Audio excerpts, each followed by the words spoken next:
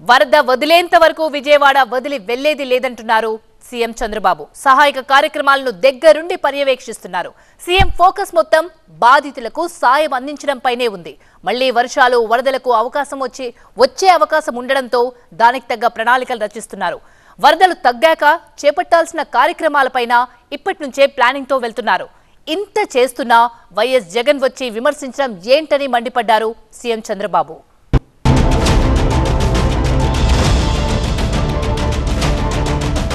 వరద సాయం విషయంలో ఎక్కడా తగ్గడం లేదు ఏపీ ప్రభుత్వం.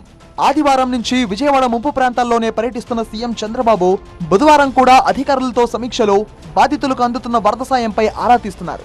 వరద ప్రాంతాలకు నేరుగా వెళ్తూ సమీక్షిస్తున్నారు. ఇప్పటికే చాలా చోట్ల బురద తొలగింపు పనులు మొదలుపెట్టించారు. వరద తర్వాత రోగాల విజృంభణకు అవకాశం ఉండడంతో 62 మెడికల్ క్యాంపులు ఏర్పాటు చేయించారు సీఎం చంద్రబాబు. గర్భిణీలు, తీవ్ర జబ్బులు ఉన్న వారికి ప్రత్యేక వైద్యం అందిస్తున్నారు. మొత్తం 2100 మంది పారిశుద్ధ్య కార్మికులను రంగంలోకి దింపారు. 100కు పైగా ఫైర్ ఇంజన్లతో బురదను తీసేసే కార్యక్రమం చేయిస్తున్నారు. వీటితో పాటు ప్రొక్లైన్లు, టిప్పర్ల ద్వారా బురద, చెత్తను తీసేయిస్తున్నారు అధికారులు. మరోవైపు సహాయ కార్యక్రమాలు ముమ్మరంగా సాగుతున్నాయి. మంగళవారం నాడు 9 లక్షలకు పైగా ఆహార ప్యాకెట్లు అందించిన ప్రభుత్వం బుధవారం నాడు మరో 6 లక్షల ఆహార ప్యాకెట్లు వరద బాధితులకు అందించారు. వీటితో పాటు 8.5 లక్షల వాటర్ బాటిళ్లు, 3 లక్షల లీటర్ల పాలు, 5 లక్షల బిస్కెట్ ప్యాకెట్లు అందించారు. అదే సమయంలో ప్రైవేట్ బోట్ ఆపరేటర్లు డబ్బులు వసూలు చేస్తే కేసులు పెడతామని హెచ్చరించారు. బాధితుల తరలింపు కోసం డబ్బులు తీసుకుంటే అరెస్ట్ చేస్తామని వార్నింగ్ ఇచ్చారు. ప్రైవేట్ బోట్లు ఆథరైజేషన్ లేదు, ఒక్క పైసా కూడా ఇవ్వద్దండి. అన్ని గవర్నమెంట్ బోట్లే ఉన్నాయి, డబ్బులు ఇవ్వద్దండి. రెండోది, ట్రాక్టర్లు ఎన్ని కావాలంటే అన్ని పెట్టాం. ట్రాక్టర్ల ద్వారా పబ్లిక్ ట్రాన్స్పోర్టేషన్ కూడా పెట్టాం. ఇంట్లో కూర్చొని బాధ ఉంటే పక్కన ఏదైనా కొనుక్కోవాలన్నా పోలేకపోతున్నారు వాటర్లో. ట్రాక్టర్లు పెట్టి ఆ ట్రాక్టర్లు తీసుకుపోతున్నాం. కొన్ని బస్సులు కూడా పెట్టాం, ఎక్కడన్నా బయట రావాలంటే అలాంటి అన్ని సదుపాయాలు చేశాం. చాలా స్పష్టంగా చెప్తున్నా, ఎవరైనా సరే బోట్లో డబ్బులు వసూలు చేస్తే మాత్రం, ఒకవేళ ప్రైవేట్ వాళ్ళు ఉంటే మీకు కూడా మేమే డబ్బులు ఇస్తాం.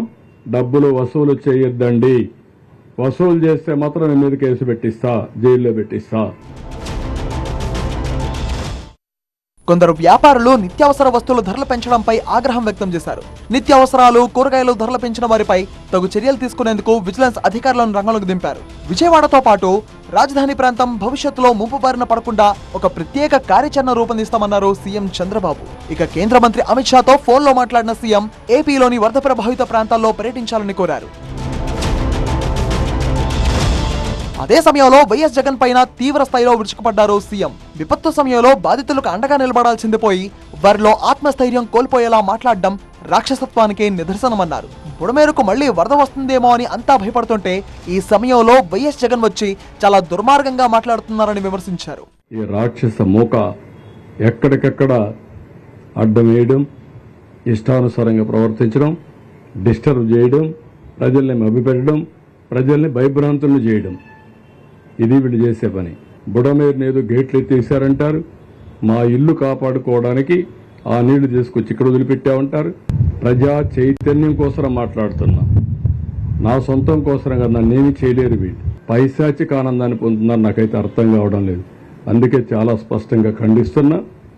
ఎన్నిసార్లు చెప్పితే అన్నిసార్లు మీరు క్షమాపణ చెప్పే వరకు మిమ్మల్ని వదిలిపెట్టాను. ఏపీ రాజధాని అమరావతిపై తప్పుడు ప్రచారం చేసే వైసీపీ నాయకులను సంఘ బహిష్కరణ చేయాలన్నారు సీఎం.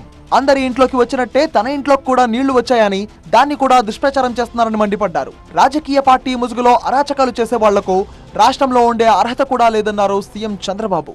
ఏదో అమరావతి మునిగిపోయిందంట, వీళ్ళ ముంచాలు తీసుకొచ్చి అక్కడ అప్పుడే బుద్ధి వస్తుంది వీళ్ళకి. అమరావతి మునిగిపోయిందని ఎవరు చెప్పాడు మీకు? లేకుంటే అక్కడనే పోడ్చాల వీళ్ళ శ్మశానం అన్నారు, అక్కడనే పోడ్చాల, అప్పుడే బుద్ధి వస్తుంది. మనుషులకు బుద్ధి, జ్ఞానం ఉండాలి. ప్రజాహితం కోసం పనిచేయాలి. దుర్మార్గంగా మహాడే కార్యక్రమాలు చేస్తున్నారు. ఎడారంటారు, ఎడారండి అమరావతి. ఇలాంటి వాళ్ళని సంఘ బహిష్కరణ చేయాల్సిన అవసరం ఉంది. విపత్తు సమయంలో చంద్రబాబు ప్రభుత్వం చాలా చక్కగా పనిచేస్తుందంటూ కితాబిచ్చారు త్రిదండి చిన్నజీఆర్ స్వామి. శిష్యులతో కలిసి వరద ప్రభావిత ప్రాంతాలకు వచ్చిన చిన్నజీఆర్ స్వామి విజయవాడకు ఇంతటి విపత్తు గతంలో ఎప్పుడూ రాలేదన్నారు. భవానీపురంలో వరద బాధితులకు ఆహార పంపిణీ చేశారు ఆయన.